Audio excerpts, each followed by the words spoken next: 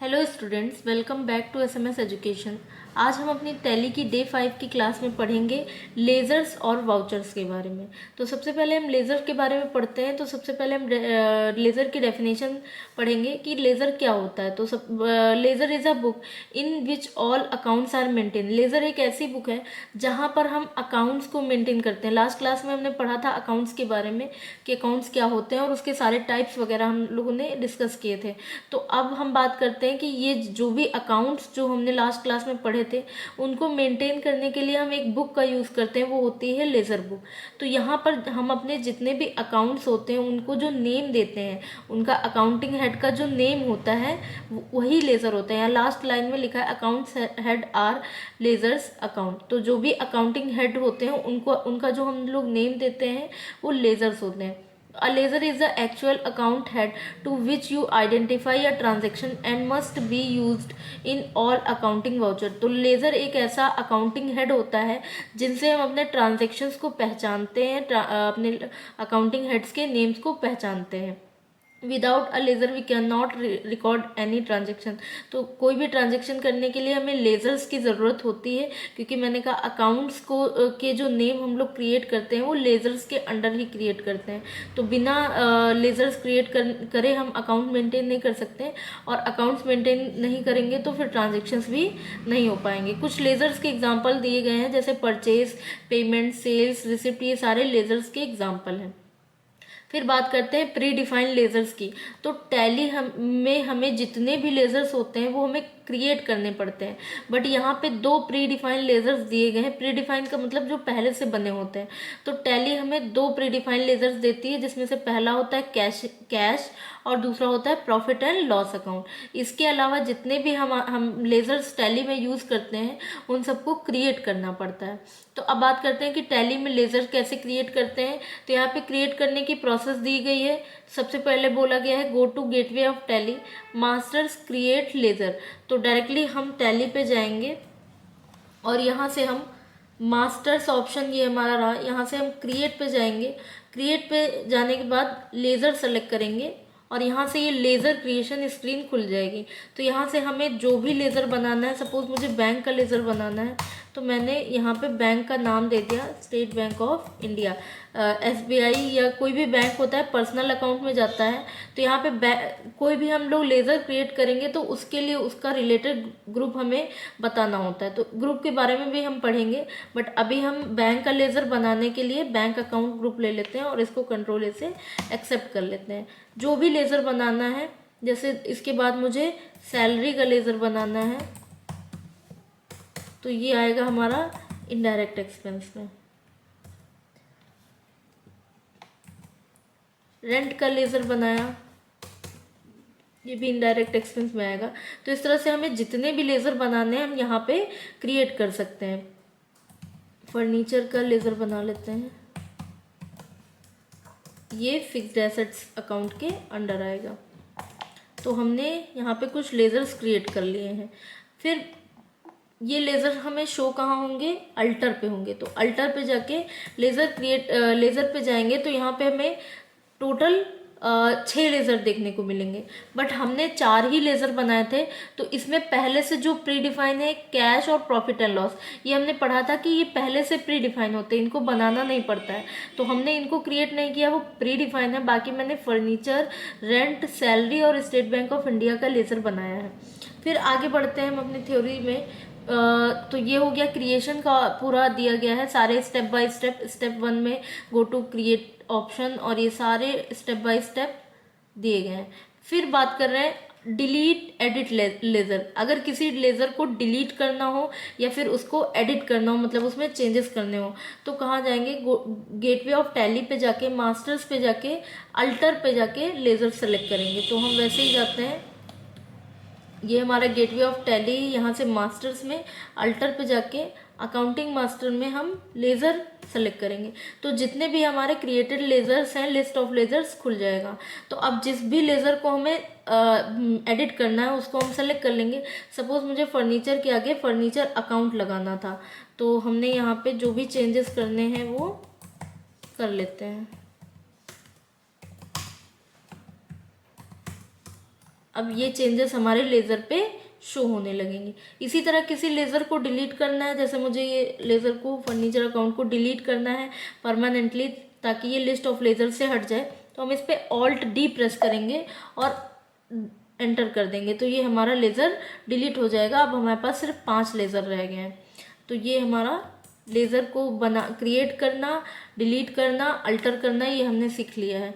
Next आते हैं, ये स्टेप बाय स्टेप सारा लिखा है। तो हमारा लेज़र जो टॉपिक है वो कंप्लीट हो चुका है। अब बात करते हैं वाउचर्स। तो वाउचर्स क्या होता है? A voucher is a written document in support of transactions. किसी भी ट्रांजेक्शन को करने के लिए जो एक रिटन डॉक्यूमेंट होता है वो वाउचर होता है। या फिर हम कह सकते हैं कि टैली की जिस स्क्रीन पर हम ट्रांजेक्शन्स मेंटेन करते हैं, ये जो भी हमने लेजर्स बनाए हैं और इनके जो ट्रांजेक्शन्स हम आगे करेंगे, जर्नल एंट्रीज करेंगे, वो वाउचर्स पे करेंगे। It is a proof that a particular transaction has taken place for the value started in a voucher. Voucher में जो भी हम वैल्यू मतलब जो भी अमाउंट देते हैं, ये इसका एक प्रूफ होता है कि वो ट्रांजेक्शन हुआ है, पर्टिकुलर डेट पे हुआ है। Voucher is a necessary to audit the accounts. जब भी हमें अपने अकाउंट्स को ऑडिट करना होता है तो वाउचर्स की हेल्प लेते हैं। Tally provides 21 predefined vouchers that can be used or recording various transactions. The voucher are relating both accounting and inventory. तो 21 predefined voucher जो बोला गया है, क्योंकि टैली में कुछ वाउचर्स हम क्रिएट भी कर सकते हैं, बट टैली हमें पहले से बने हुए वाउचर्स 21 प्रोवाइड करती है। तो इसके अलावा भी कुछ वाउचर्स होते हैं जिनको हम क्रिएट करके यूज़ करते हैं। फिर लिखा है voucher are related both accounting and inventory. तो यहाँ पे टाइप्स ऑफ वाउचर की बात कर लेते हैं। तो वाउचर 2 टाइप के होते हैं, एक तो ये जो अकाउंटिंग बोला गया है और एक इन्वेंट्री। तो अकाउंटिंग वाउचर्स में अकाउंट से रिलेटेड जितने भी ट्रांजेक्शन्स होते हैं वो सारे हम अकाउंटिंग वाउचर्स में करते हैं, और इन्वेंट्री से रिलेटेड जितने भी ट्रांजेक्शन्स होते हैं वो हम इन्वेंट्री वाउचर्स में करते हैं। इन्वेंट्री क्या होती है मैंने प्रीवियस क्लासेस में आपको बताया है। फिर उसके बाद बात करते हैं, ये लिस्ट ऑफ वाउचर्स है। तो जितने भी टैली में वाउचर्स दिए गए हैं ये सारे यहाँ पे शो करा रहा है। तो एक बार हम देख लेते हैं कि वाउचर्स को हम शो कहाँ से करते हैं। तो गेटवे ऑफ टैली से मास्टर्स ऑप्शन में जाके अल्टर पे जाके वाउचर टाइप पे जाएंगे, तो यहाँ पर हमें सारे वाउचर्स टैली में जितने भी बने हुए हैं सब शो कराएगा। तो ये एक्टिव वाउचर है। अगर हमें इनएक्टिव वाउचर्स देखने, कुछ इनएक्टिव वाउचर्स भी हैं, तो शो इनएक्टिव पे जाके हम उनको भी ओपन कर सकते हैं। तो ये कुछ वाउचर्स टैली हमें प्रोवाइड करती है। इसके अलावा अगर हमें कोई वाउचर यूज़ करना है तो उसके लिए हमें उनको क्रिएट करना पड़ता है, क्रिएशन ऑप्शन पे जाके। तो फिर अब बात करते हैं यहाँ पे जितने भी वाउचर दिए हैं उनमें कुछ का एक्सप्लेनेशन कराया गया है। तो सबसे पहले ये कॉन्ट्रा वाउचर दिया गया है। तो लिखा है it is for entering fund transactions when net flow and outflow. Inflow and outflow मतलब जब पैसा आ रहा है और जा रहा है वो इक्वल अमाउंट होती है, तब यहाँ पे कॉन्ट्रा वाउचर का यूज़ किया जाता है। Here you can enter transactions between cash and bank. तो जब भी हम कैश और बैंक से रिलेटेड कोई भी ट्रांजेक्शन करते हैं तो उसमें कॉन्ट्रा वाउचर यूज़ होता है। इसके लिए हम ये कह सकते हैं कि कॉन्ट्रा वाउचर में सिर्फ कैश और बैंक से रिलेटेड एंट्री होती हैं। यहाँ पर सिर्फ 2 ही अकाउंट इफेक्ट होते हैं, एक होता है कैश अकाउंट और एक होता है बैंक अकाउंट। तो जब भी कैश से बैंक में या बैंक से कैश में कोई ट्रांजेक्शन हो रहा है तो वहाँ पे हम कॉन्ट्रा वाउचर यूज़ करते हैं। यहाँ पे इसकी शॉर्टकट की दी गई है F4। तो अभी हम दिखाते हैं कि हम इस पे वाउचर्स कैसे लगा सकते हैं। तो हम गेटवे ऑफ टैली से वाउचर पे जाएंगे, तो वाउचर की शॉर्टकट की V दी गई है। तो हम डायरेक्टली यहाँ डाउन एरो से या नेविगेशन से आ सकते हैं, या फिर V बटन प्रेस करेंगे तो हमारी अकाउंटिंग वाउचर क्रिएशन स्क्रीन खुल जाएगी। अब हमें जो भी वाउचर यूज़ करना है उसकी शॉर्टकट की प्रेस करेंगे। बाय डिफ़ॉल्ट पेमेंट वाउचर लगा है, हम यहाँ पे कॉन्ट्रा वाउचर चाहिए तो हम F4 करते हैं, रिसिप्ट चाहिए तो F6 करते हैं। तो ये सारे वाउचर्स की शॉर्टकट की इधर साइड में भी दी होती है। फिर आगे हम बढ़ते हैं अगले नेक्स्ट वाउचर की तरफ। तो नेक्स्ट वाउचर है हमारा पेमेंट वाउचर। तो all transactions related to payments are recorded in payment voucher. तो जब भी हम कोई पेमेंट करते हैं तो पेमेंट वाउचर का यूज़ करते हैं। सिंपल है, इसमें समझने के लिए ज़्यादा कुछ नहीं है। सच payment can be towards purchase expenses loan and advance given by you. तो जब भी हम कोई परचेज करते हैं, कोई खर्चा करते हैं, कोई लोन लेते हैं या फिर एडवांस देते हैं तो वहाँ पे पेमेंट करते हैं। तो ऐसे कंडीशंस पे हम पेमेंट वाउचर का यूज़ करते हैं। शॉर्टकट की इसकी दी गई है F5। मेमोरेंडम वाउचर नेक्स्ट है। This is non accounting voucher, मतलब ये एक नॉन अकाउंटिंग वाउचर है। And the entries made using memo voucher will not affect your account, मतलब यहाँ पर ऐसी एंट्रीज की जाती हैं जो कि हमारे अकाउंट्स को मेंटेन नहीं करती हैं। In other words Tally does not post these entries to laser.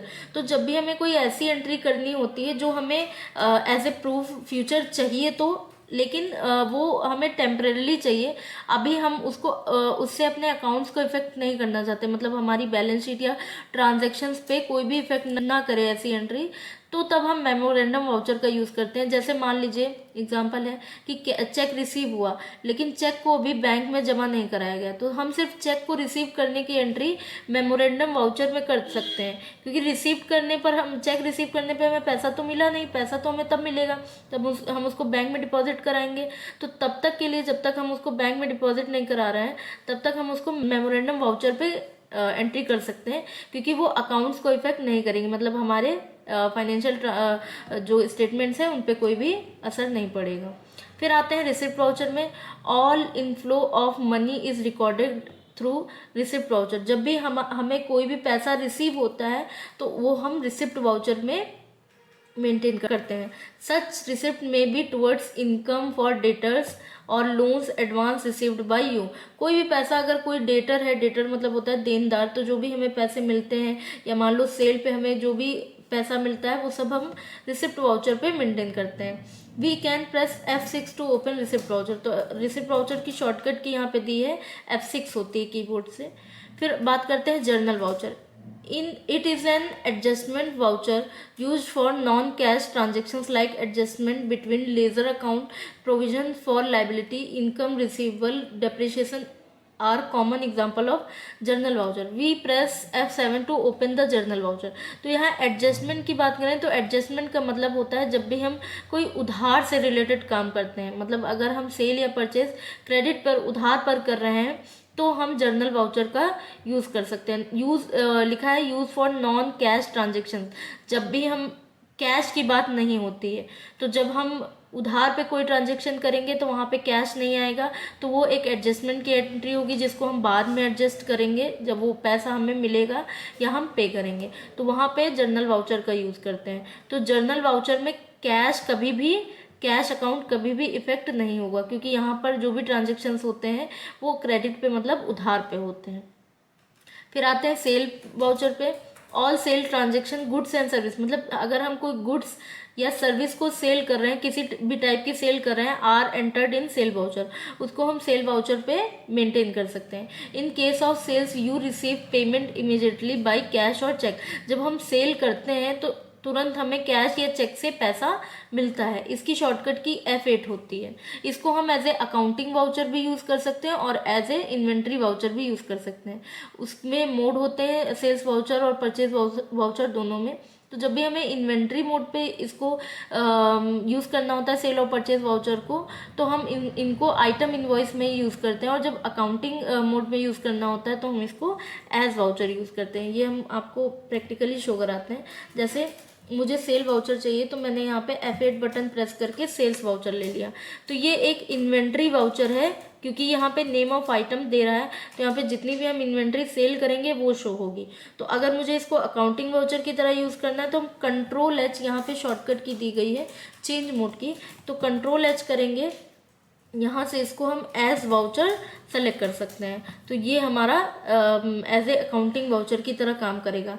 Same purchase में भी होता है। परचेज वाउचर क्लिक करने पर यहाँ पे अकाउंटिंग इनवॉइस खुलता है, सॉरी आइटम इनवॉइस खुलता है, तो यहाँ पे Ctrl+H करके हम इसको एज वाउचर या अकाउंटिंग इनवॉइस कोई भी सेलेक्ट कर सकते हैं। फिर आगे आते हैं purchase voucher. All any purchase transactions are entered, कोई भी हम परचेज से रिलेटेड ट्रांजेक्शन करेंगे वो परचेज वाउचर में यूज़ होगी, और इसकी शॉर्टकट की F9 दी गई है। फिर आता है डेबिट नोट वाउचर और क्रेडिट नोट वाउचर। तो debit note, when a buyer returns a goods to the seller he sends a debit note as intimation to the seller of amount and quantity being return and requesting return of money. तो simply जब हम कोई purchase return करते हैं तो उसके लिए हम डेबिट नोट बनाते हैं। अगर हमने कोई सामान परचेज किया किसी भी सेलर से, तो किसी भी वजह से मान लो उन्होंने हमें करेक्ट सामान नहीं दिया या कम क्वांटिटी दी या फिर गलत सामान दिया, तो उसकी वजह से हम उसको रिटर्न करते हैं। तो जब भी हम एक कोई भी परचेज रिटर्न करेंगे तो उसके लिए हम एक debit note voucher type use करेंगे। ये प्रीडिफाइन होता है। तो इसमें हम ये बताते हैं कि हमने कितनी सामान की कितनी क्वांटिटी रिटर्न करी है और उस जितनी ही क्वांटिटी रिटर्न की है उतना ही हमें अपनी अमाउंट रिफंड चाहिए। उसके बाद आता है क्रेडिट नोट वाउचर। तो when a seller received goods from the buyer he prepare and sends a credit note as intimation to buyers showing that the money for the related goods is being written in the form of credit note। तो जब भी कोई seller होता है, sales return होती है जब कोई, सिंपली अगर हमने किसी को कोई सामान सेल किया है और वो सामान रिटर्न में आ गया है, परचेज जिसने भी बायर ने परचेज किया था उसने हमें वो सामान रिटर्न कर दिया है, तो यहाँ हम सेलर की कंडीशन में होंगे। तो हम एक क्रेडिट नोट क्रिएट करेंगे जिसमें इंटीमेशन होगा कि हम जो भी बायर ने सामान रिटर्न किया था वो हमने रिसीव कर लिया है। नेक्स्ट वाउचर की बात करते हैं परचेज ऑर्डर। अब परचेज ऑर्डर, जिसको शॉर्ट में पीओ लिखा है, is a commercial document and first official offer issued by a buyer. तो जब भी कोई बायर किसी भी सामान को परचेज करता है तो उसके लिए वो एक ऑर्डर क्रिएट करता है, तो वो फर्स्ट ऑफिशियल ऑफर होता है। जब भी हम कोई भी सामान परचेज कर रहे होते हैं तो फर्स्ट टाइम जब हम उसका ऑर्डर देते हैं तो परचेज ऑर्डर क्रिएट करते हैं जब हम बायर होते हैं। फिर indicating types, quantities and agreed price for the products और सर्विसेज। तो जो उसमें परचेज ऑर्डर में क्या क्या लिखा होता है, जो भी हमारे प्रोडक्ट का टाइप होगा, क्वांटिटी होगी, और अग्रीड प्राइस मतलब जिन प्राइसेस पे हमने सेलर से अग्री किया होगा कि हम ये सामान खरीदेंगे, वो सारा लिखा होता है। It is use to control the purchasing of products and service from external suppliers. तो जब भी हम किसी एक्सटर्नल सप्लायर से सामान खरीदते हैं या सर्विस खरीदते हैं तो उसको कंट्रोल करने के लिए इस वाउचर का यूज़ किया जाता है। तो इसकी शॉर्टकट की Alt+F4 लिखी हुई है। तो नेक्स्ट वाउचर है sales order. The sales order is confirmation document send to the customer. Customer को हम एक डॉक्यूमेंट भेजते हैं उसके परचेज ऑर्डर के रिप्लाई में, जब भी हमें कोई सामान को डिलीवर करना होता है। तो डिलीवर करने से पहले हम बायर को एक डॉक्यूमेंट भेज देते हैं कि आपका ऑर्डर जो है वो कंफर्म हो चुका है, वो होता है sales order. Sales order can be created once to quote is accepted by your prospective customer. तो जब कस्टमर उस सेल्स ऑर्डर को एक्सेप्ट कर लेता है अगेंस्ट परचेज ऑर्डर, तो हम सेल्स ऑर्डर क्रिएट करते हैं। Is sent by the customer for further processing. तो फॉर आगे की प्रोसेस कराने के लिए, क्योंकि अगर ऑर्डर कंफर्म ना हो तो हम उसको डिलीवर कर देंगे तो फिर बाद में प्रॉब्लम होगी, इस वजह से पहले हम उसको कंफर्म करा लेते हैं। इसकी शॉर्टकट की Alt+F5 है। फिर लिखा है rejection in. A rejection in is voucher is use to record goods that are rejected and return by the customer. तो जब भी कोई कस्टमर हमें सामान रिजेक्ट कर देता है या रिटर्न कर देता है तो हम रिजेक्शन इन वाउचर का यूज़ करते हैं। शॉर्टकट की है Ctrl+F6। नेक्स्ट है rejection out. This voucher is use to record goods return back that are rejected by the company. For the example, the company returned back those items that were rejected by vendors. We press Alt+F6। तो rejection out का use किया जाता है जब भी हम purchase की condition में होते हैं। तो जब हम सामान कोई परचेज करते हैं और उसको किसी भी रीज़न से रिटर्न करते हैं तो उस सामान को रिजेक्शन आउट में मेंटेन करते हैं। इसकी शॉर्टकट की Alt+F6 है। नेक्स्ट है stock journal voucher. A stock journal voucher is use to transfer material और stock from one location to another location. जब भी हम एक जगह से, एक लोकेशन से दूसरी लोकेशन, या फिर टैली में जिनको गोडाउन कहते हैं लिखा है, और one godown to another godown.